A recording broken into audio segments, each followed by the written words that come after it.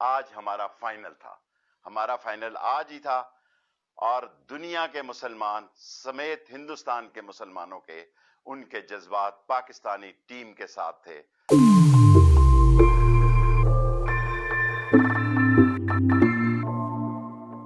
नमस्ते दोस्तों, आप सबका एक बार फिर से स्वागत है आपके अपने YouTube चैनल सत्य सनातन में।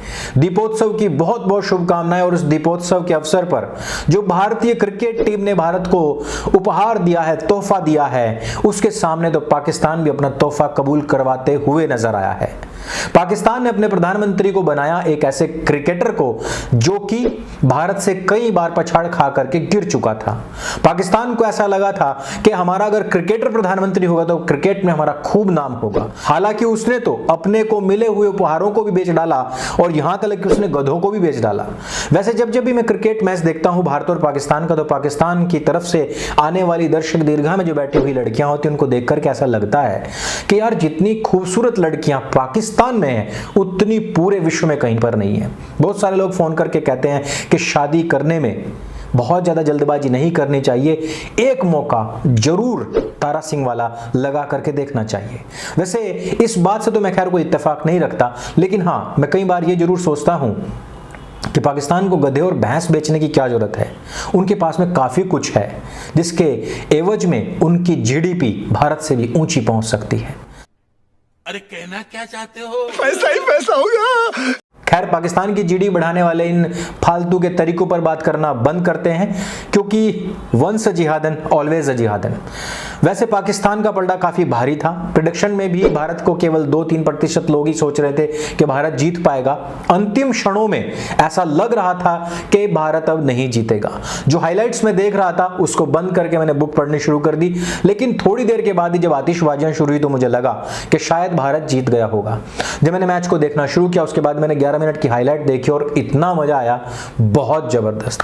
वैसे विराट कोहली की फॉर्म वो आउट ऑफ फॉर्म चल रहे थे क्योंकि कराची वुड से आने वाली अनुष्का उनके साथ में थी, लेकिन हम भी यही चाहते हैं कि चाहे वो क्रिकेट हो, क्रिकेटर्स हो, अपना अपना काम करें। कराची वुड को भी अपना नाम बदल करके वाकई में बॉलीवुड या हिंदी फिल्म जगत या हिंदी सिनेमा जगत वापस रख लेना चाहिए। हम चाहते हैं कि ये अपना परफॉर्मेंस ढंग से करें और दुनिया को ये वाला ज्ञान के यहां पर पटाखे मत फोड़ो, वहां पर धुआं मत करो, ये सब चीजें उनको नहीं करनी चाहिए। पहली बार विराट कोहली ने दीपावली पर फालतू का ज्ञान ना देकर के अपना काम ढंग से किया है। कुछ लोग तो ऐसे भी हैं जो पाकिस्तान की तरफ से ना यहां पर बैटिंग कर सकते ना यहां पर बॉलिंग कर सकते, वो केवल और केवल यहां पर उनकी तरफ से फील्डिंग कर सकते हैं। उन्होंने फील्डिंग करते हुए बहुत बड़ी बात कही। उन्होंने कहा कि मैं अपने युवाओं से ऐसा कहना चाहता हूं कि खेल को खेल भावना से देखा जाए, लेकिन कुछ लोग होते हैं जो मौके की तलाश में रहते हैं। अगर आपकी थोड़ी सी भी गलती कहीं पर हो गई तो वो इस प्रकार से झपट पड़ेंगे जैसे कि कुत्ते को हड्डी मिल जाती है। यानी कि उनके कहने का अर्थ सीधा सीधा अगर समझा जाए, मैं किन की बात कर रहा हूं, मैं कन्वर्टेड चौहान की बात कर रहा हूं। तो कन्वर्टेड चौहान या कि कहिए कि बेबी चौहान जो है वो अपने एक ट्वीट के माध्यम से बात कह रहे हैं। ये छोटी सी गलती किसको मानते हैं? ये छोटी सी गलती मानते हैं कि अगर पाकिस्तान यहां पर जीत जाता तो वहां भारतीय जो मुसलमान लोग हैं वो आतिशबाजियां करते, पटाखे फोड़ते, वो खुशियां मनाते। इसको एक छोटी सी बात मानते हैं। और यदि इनको कोई गाली देने या फिर पिछले दिनों जो हॉस्टल में इनकी कुटाई हुई थी वैसा कोई कार्य दीपावली के शुभ अवसर पर यदि कर लेता तो इनको लगता कि ये तो देखिए इन लोगों को मौका मिल गया है, और कहा कि मैं तो बस खेल को खेल की भावना से देखने की कोशिश कर रहा हूं। लेकिन जैसे ही भारत जीत जाता है, इस कन्वर्टेड चौहान के खेमे में सन्नाटा पसर जाता है और ये सारे के सारे लोग जो हैं वो ट्रोल करने लग जाते हैं रूबिका लियाकत को। रूबिका लियाकत जिन्होंने कि अभी धनतेरस पर बर्तन खरीदे थे, कन्वर्टेड चौहान जैसे लोग उनको भी ट्रोल कर रहे हैं। उनका जो चेहरा है उसको लड़के जैसा बताया ही जाता है। कई बार उनको बहुत भद्दी तरीके से गाली दी जाती है, उनको काफिर कहा जाता है, उनको मुशरिक कहा जाता है, शिर्क करने वाली कहा जाता है, हिंदू ही कहा दिया जाता है और कहा जाता है कि तुम्हारे तो जो फेथ है वो है ही हिंदू वाले। यही नहीं, उनके फेस पर दाढ़ी मूंछ लगा करके भी पोस्ट किया जाता है। यानी कि जो अंदर की जो जलन है उसको वो पेश तो नहीं कर पा रहे हैं, ये बता करके भाई हार गया है हमारा अब्बू जो है उसका देश हार गया है, पाकिस्तान हार गया है, ये ना बता करके वो सीधे क्या करेंगे, वो इधर उधर के नुक्ते पकड़ेंगे, उनको ट्रोल करेंगे, गालियां देंगे और द्विअर्थी शब्दों से उनको नवाजेंगे।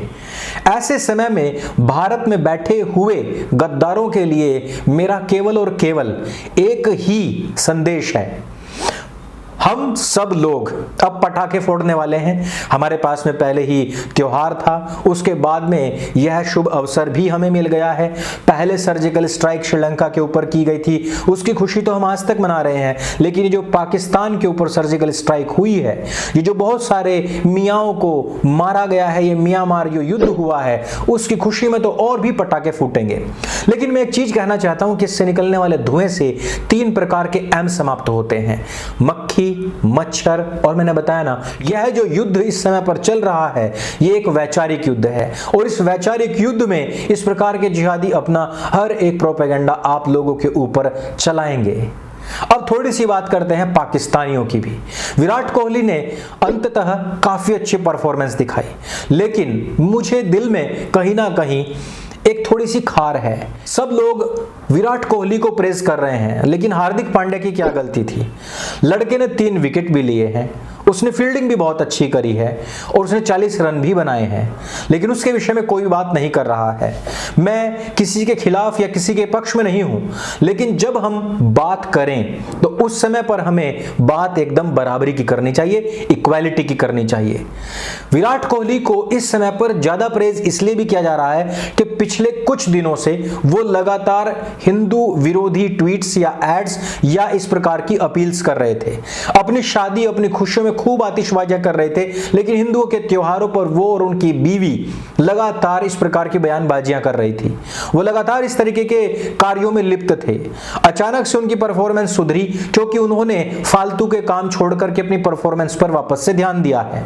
वैसे भी पाकिस्तान के साथ में मैच हो और अंदर 33,000 का करंट ना हो, ऐसा तो हो ही नहीं सकता, लेकिन इसका मतलब यह नहीं है कि आप केवल और केवल इसलिए क्योंकि विराट कोहली अच्छी परफॉर्मेंस में आए, केवल इसलिए उनके पक्ष में ट्वीट करने लग जाएं, ये गलत बात है। हार्दिक पांड्या के विषय में भी कुछ बात आपको कहनी चाहिए थी, लेकिन खैर सोसेबाजी का सोशल मीडिया है और इसमें अक्सर कर यही होता है कि जिसकी पीआर मैनेजमेंट अच्छी होती है केवल उसी को प्रेज किया जाता है, बाकी को नहीं।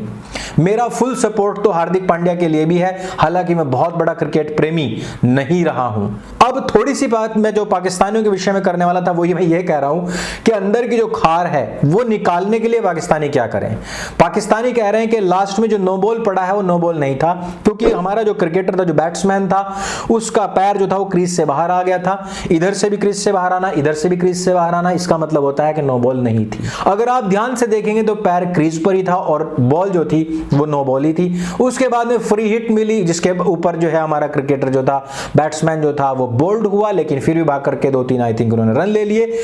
लास्ट बॉल तक मैच फंसा और लास्ट बॉल पर आकर के पूरा का पूरा मैच पलट दिया गया। मैं कहता हूं बीरान युवा है इसके पीछे, करोड़ों लोग हमारे जो भारतवर्ष के क्रिकेट मैच को देखते हैं, लेकिन जब भारत पाकिस्तान की बात आती है तो खून अलग ही तरीके से खोलता है। जो नहीं देख रहा वो भी देखता है। मैं खुद जानता हूं कि जो हमारे परदादा थे जो केवल रागनी सुनते थे रेडियो पर, वो भी पूछते थे कि भारत पाकिस्तान के मैच में क्या हुआ है। ऐसे में अगर भारत हार जाता तो ये जरूर है कि कहीं ना कहीं मनस्थिति इन लोगों की ऐसी होती कि उनकी दीपावली फीकी पड़ जाती। इतने बड़े उपहार के लिए भारतीय क्रिकेट टीम का धन्यवाद, लेकिन मैं बार बार यही कहूंगा कि फालतू के काम छोड़ करके कहां से धुआं निकल रहा है, कहां से प्रदूषण हो रहा है, किसके रीति रिवाज पर हमें आक्षेप करना है, उन सब को छोड़ करके हमें केवल और केवल ध्यान देना चाहिए अपने क्रिकेट पर, और हम युवाओं को ध्यान देना चाहिए अपने भारत की प्रगति पर, और सब लोगों को मिलकर के हार्दिक पांड्या जैसे जो क्रिकेटर्स हैं उनको भी